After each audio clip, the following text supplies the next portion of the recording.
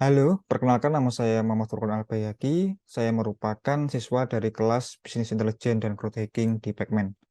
Berikut merupakan final project saya mengenai analisis variabel asuransi kesehatan menggunakan metode probabilitas. Untuk introduction, asuransi kesehatan adalah salah satu hal yang patut diperhatikan karena bersangkutan dengan kebutuhan perencanaan masa depan. Pengguna asuransi kesehatan diwajibkan untuk membayar besaran uang secara rutin kepada pihak perusahaan asuransi. Premi tersebut diolah oleh perusahaan asuransi untuk membayarkan tagihan kesehatan pengguna yang tertanggung. Penentuan nilai premi menjadi tantangan tersendiri bagi pihak asuransi mengingat banyak faktor yang dapat mempengaruhi dan meningkatkan profil risiko pengguna. Proyek berikut berisi analisa variabel-variabel seperti korelasi gender dengan tagihan kesehatan yang diterima oleh setiap pengguna. Kemudian ada korelasi perokok dan non-perokok terhadap tagihan kesehatan. Kemudian ada korelasi jumlah body mass index atau indeks massa tubuh atau BMI terhadap tagihan kesehatan.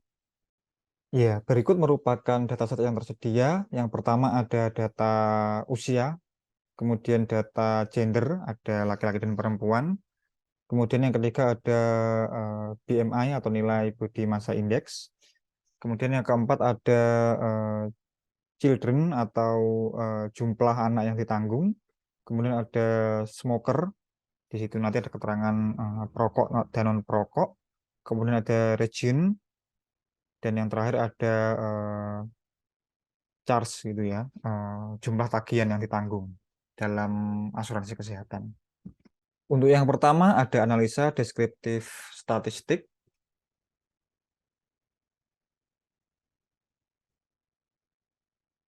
Di sini ada beberapa research question yang nanti akan terjawab. Yang pertama ada rata-rata umur pengguna. Dalam grafik terlihat bahwa berdasarkan data umur rata-rata pengguna asuransi kesehatan adalah 39 tahun, di mana usia 39 tahun atau mendekati 40 tahun seseorang pada umumnya sudah mendekati masa puncak karir. Statusnya pun kemungkinan sudah berkeluarga dan secara finansial sudah cukup mapan.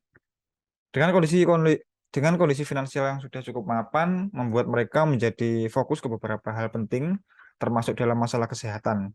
Sehingga pengguna asuransi kesehatan dirasa penting bagi orang-orang yang usia 39 atau 40 tahun. Kemudian untuk research question yang kedua, di sini ada rata-rata nilai BMI dari pengguna asuransi kesehatan yang merokok.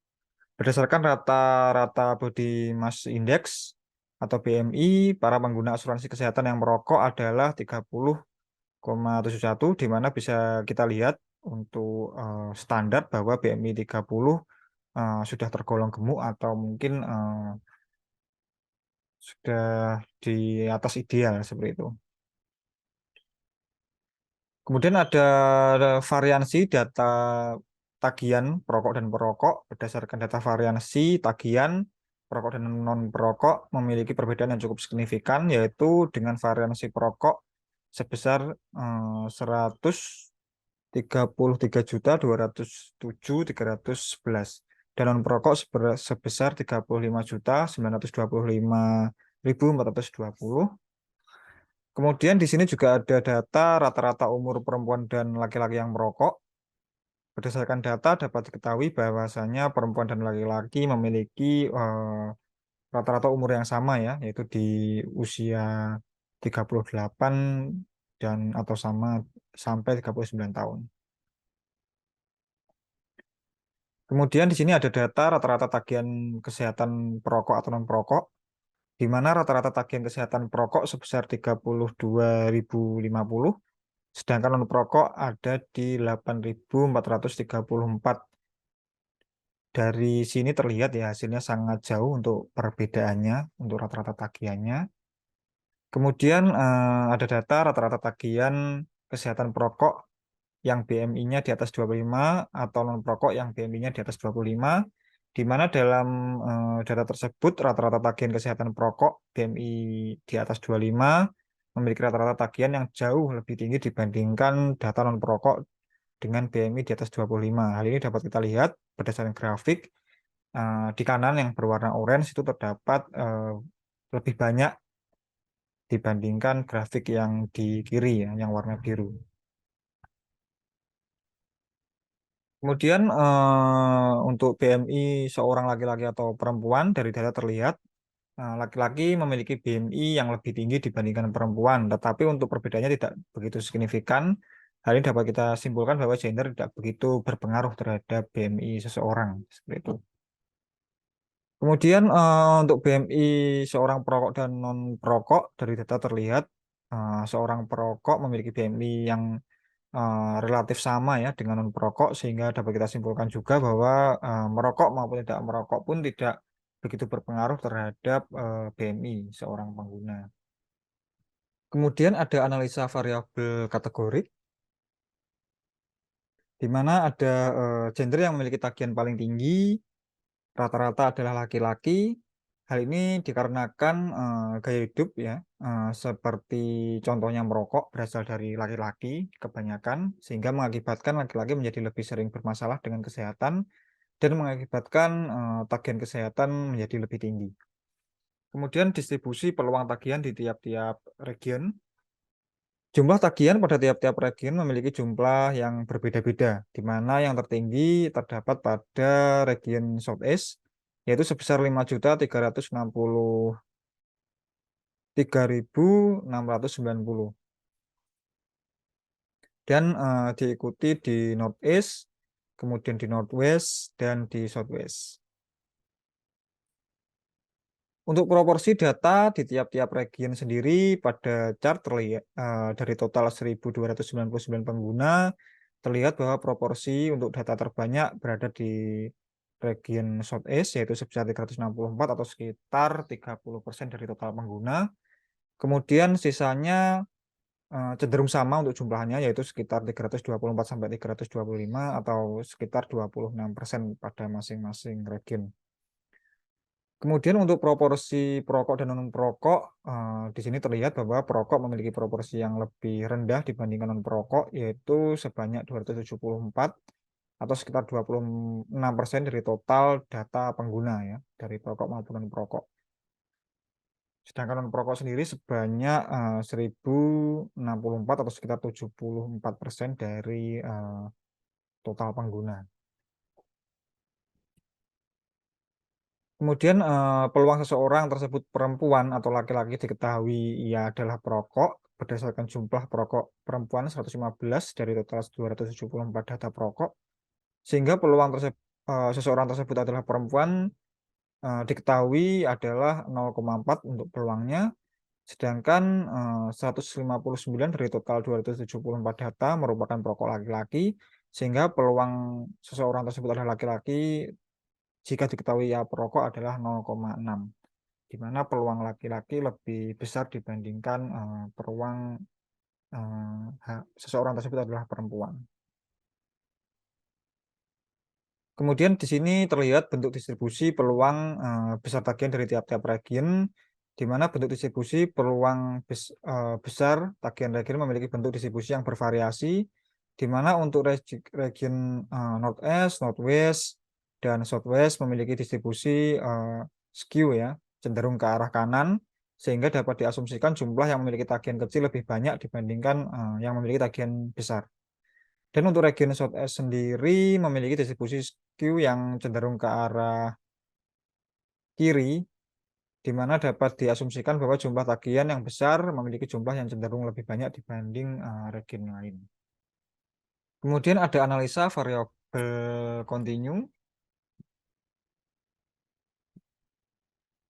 Di sini terlihat ya pada grafik di sebelah kiri dan di sebelah kanan. Di sebelah kiri merupakan grafik seorang dengan BMI di atas 25 mendapatkan tagihan kesehatan di atas 16.700, dan di sebelah kanan ada grafik seseorang dengan BMI di bawah 25 mendapatkan tagihan kesehatan di atas 16.700, di mana terlihat bahwa seseorang dengan BMI di atas 25 mendapatkan tagihan kesehatan di atas 16.700 lebih banyak ya dibandingkan lebih mungkin dibandingkan dengan seseorang di bawah 20 BMI di bawah 25. Hal ini dapat kita asumsikan bahwa BMI seseorang menentukan semakin menurunnya tingkat kesehatan, sehingga mereka lebih sering memakai asuransi kesehatan. Kemudian Berikut merupakan grafik ya seseorang perokok dan non eh, perokok dengan BMI di atas 25 mendapatkan tagihan kesehatan di atas 16.700, di mana di eh, grafik yang sebelah kiri menunjukkan data tagihan seorang non perokok dan yang kanan data tagihan seorang perokok, di mana terlihat bahwa seorang perokok dengan BMI di atas 25 mendapatkan tagihan kesehatan di atas 16.700 lebih lebih banyak ya dibandingkan dengan non perokok. Hal ini dapat kita asumsikan bahwa tingginya BMI seorang pun juga berpengaruh terhadap meningkatnya tagihan dibanding BMI yang tinggi bagi yang non perokok. Kemudian ada analisa korelasi variabel. Di sini saya menemukan beberapa hal menarik ya. Di sini ada korelasi jumlah tagihan kesehatan dengan nilai BMI seseorang, di mana di sini terlihat korelasi jumlah tagihan kesehatan dengan nilai tingginya nilai BMI seseorang sangat berkorelasi, sehingga dapat kita asumsikan bahwa semakin tinggi BMI seseorang, semakin tinggi pula tingkat penggunaan asuransi kesehatan. Di sini juga ada beberapa temuan lagi.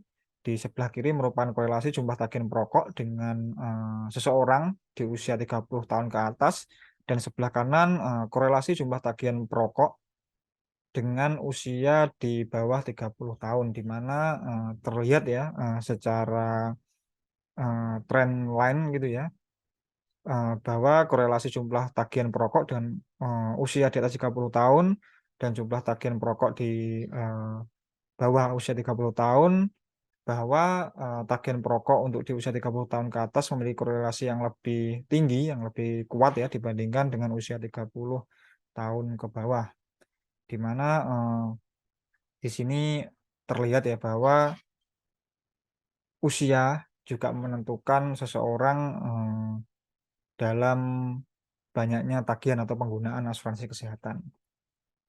Untuk berikutnya kita masuk di pengujian hipotesis. Di sini untuk hipotesis pertama yaitu tagihan kesehatan perokok lebih tinggi daripada tagihan kesehatan non perokok. Di sini saya menggunakan t-test ya, menggunakan dua sampel dengan asumsi bahwa variansi atau data tersebut memiliki variansi yang berbeda, di mana untuk H0 yaitu sama dengan tagihan kesehatan perokok lebih tinggi daripada tagihan kesehatan non perokok. Kita menggunakan tingkat signifikasi 0,0,5. Kemudian kita gunakan juga untuk t-test one tail.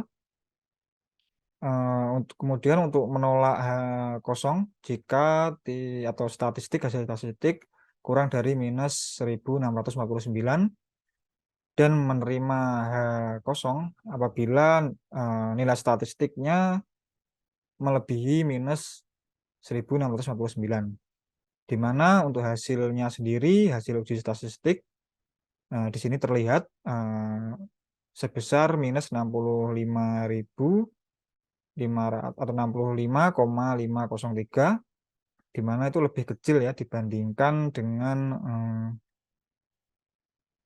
nilai untuk hasilnya ya di minus 1,649. Maka di sini keterangannya adalah menolak klaim H0. Cuma karena belum cukup bukti atas hasil klaim tersebut dan data awal tadi di depan sudah menunjukkan bahwa tagihan kesehatan perokok lebih tinggi, maka di sini bisa kita simpulkan bahwa tagihan kesehatan perokok memang lebih tinggi daripada tagihan kesehatan non perokok seperti itu. Kemudian untuk hipotesis yang kedua, di sini ada tagihan kesehatan dengan BMI di atas 25 lebih tinggi daripada tagihan kesehatan dengan BMI di bawah 25. Di sini saya juga menggunakan t-test dengan dua sampel dengan asumsi memiliki variansi yang berbeda. Di mana untuk H0-nya tagihan kesehatan dengan BMI di atas 25 lebih tinggi daripada tagihan kesehatan dengan BMI di bawah 25, dengan tingkat signifikasi 0,05 menggunakan t-test one tail. Kemudian untuk menolak H0 jika hasil statistik kurang dari minus 1,649, 0,47. Kemudian hasil akan menerima H kosong apabila nilai statistik lebih dari minus 1,647.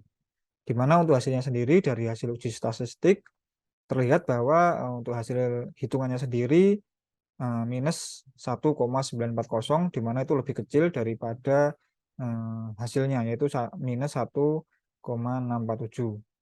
Maka untuk hasilnya menolak klaim dari H kosong ya.